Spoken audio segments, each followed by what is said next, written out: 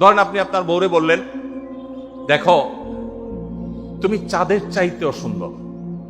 কিসের চাইতে সুন্দর? ভাই চাঁদের চাইতে উজ্জ্বল মানুষ হয় সম্ভব? মিথ্যা কথা না? কিন্তু এই মিথ্যা কথা বলা কি আছে? জায়েজ আছে।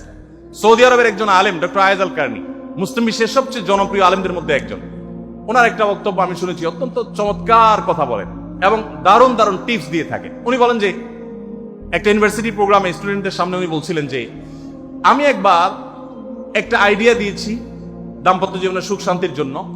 বলেন যে এটা ইমপ্লিমেন্ট করে অনেকেই সুফল পেয়েছেন, আমাকে ব্যক্তিগতভাবে জানিয়েছেন। টিপসটা কি? টিপসটা হলো উনি বললেন যে বাসায় ঢুকে